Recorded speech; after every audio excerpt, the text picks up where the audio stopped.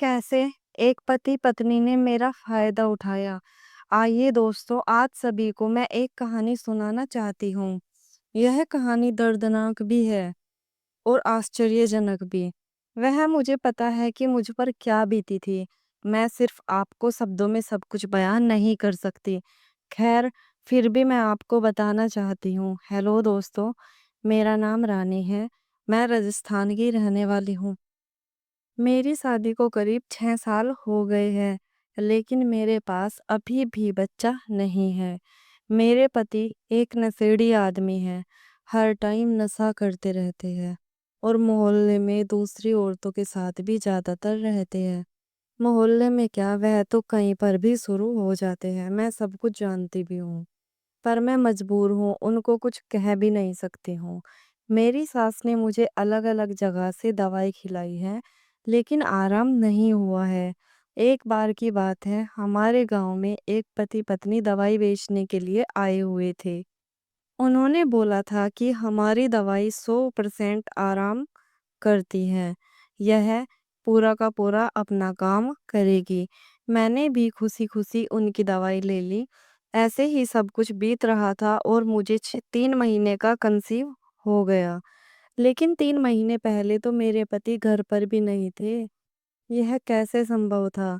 यह बात किसी को नहीं पता थी। मेरी सास ने खुश होकर घर में पूजा रखवाई। उनको पता था कि अभी कुछ ही दिन हुए हैं। मैं सभी लोग आए हुए थे पूजा में। सब कुछ ठीक-ठाक चल रहा था। अचानक मेरी सास को डॉक्टर का कॉल आया। डॉक्टर से मेरी सास की बात हो गई तो डॉक्टर ने बताया आपकी बहू को 3 महीने का कंसीव है। कोई घबराने वाली बात नहीं है। मेरी सास को हल्का-सा शक हुआ। उसने मुझसे पूछा कि ये सब क्या चल रहा है? तुम तो बोल रही थी कुछ दिन है, लेकिन डॉक्टर नहीं बोल रही है 3 महीने पहले कंसीव हो चुका है। और जहाँ तक मैं जानती हूँ, 3 महीने पहले मेरा बेटा यहाँ पर नहीं था। तो बताओ, यह क्या चल रहा है? मेरा बेटा किसी काम से बाहर गया हुआ था। मेरी सास ने मुझे इस बात पर धक्के मारकर घर से बाहर निकाल दिया। मैं मजबूर थी, कुछ कर भी तो नहीं सकती थी। मेरा पति भी मेरी सपोर्ट में नहीं था। मैं अपने मायके आ गई, लेकिन फिर एक दिन कुछ ऐसा हुआ कि मेरी सास अचानक से चल बसी। उनकी अचानक मृत्यु हो गई। मैं नहीं जानती थी कि यह सब कुछ कैसे हुआ। मैं चुप थी और दुखी भी बहुत थी। फिर भी मैं थोड़ा जानकारी हासिल करने की कोशिश की तो मुझे पता लगा मेरी सास मुझे मनाने के लिए मेरे घर पर आने वाली थी। वह अगले दिन आना चाहती थी, लेकिन इस रात उनकी मृत्यु हो गई। यह सब कुछ एक रहस्यमयी सा लग रहा था। जैसे मुझे इस बात का पता लगा, मैं घर आ गई। फिर मैं अपने देवर जी से बात करना उचित समझा। मेरे पति तो नशे की हालत में धुत पड़े थे। मैंने उनको कहा, अचानक ऐसे कैसे हो सकता है देवर जी? फिर मुझे कुछ ऐसा दिखाई दिया जिससे मुझे सब कुछ सच-सच पता चल गया। मेरे पैरों तले से ज़मीन निकल गई। मेरी सास के बगल में बेहोशी की दवाई की एक छोटी-सी शीशी पड़ी हुई थी जो उनके साड़ियों के पल्लू से ढकी हुई थी। मुझे समझते देर नहीं लगी कि यह सब किसने किया है, क्योंकि ऐसे ही शीशी की दवाई मुझे मिलाकर मेरे साथ ज़बरदस्ती की गई थी। मैं बिल्कुल सही थी, मेरी सास भी सही थी कि यह बच्चा मेरे पति का नहीं है।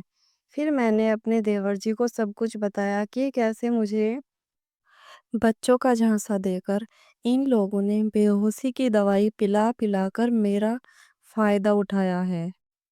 मैं कुछ कर भी नहीं सकती थी। मम्मी को शायद इस बात का पता चल गया था। इसलिए वह मुझे मनाने के लिए मेरे घर आना चाहती थी। मैंने अपने देवर जी को बोला कि मेरे साथ चलो। मैं देवर जी को लेकर उनके घर पर पहुंच गई। फिर मैंने उन्हें पुलिस की धमकी दी। उन्होंने अपने मुंह से सब कुछ बता दिया कि हाँ, हमने ही तुम्हारी सास के साथ ऐसा किया है, क्योंकि वह हमारे पास आई थी और हमें पुलिस में देने की धमकी दे रही थी। इसलिए हमने ऐसा किया। तुम्हारी सास को मारना पड़ा। दोस्तों, क्या ये सब करना सही है? किसी की मजबूरी का फ़ायदा उठाना अच्छी बात थोड़ी ही ना होती है। उन्होंने बेहोशी की दवाई पिला-पिला कर जितना मेरे साथ गलत किया है, उससे ज़्यादा गलत मेरी सास को मारकर किया है। मैं शब्दों में बयान नहीं कर सकती हूँ। दोस्तों, किसी के भी साथ ऐसा ना हो, इसके लिए दुआ करना। धन्यवाद। दोस्तों, मैं ये सब कुछ नहीं बताना चाहती थी, लेकिन क्या करूँ? रहा नहीं जाता, इसलिए सब कुछ बयाँ कर देती हूँ।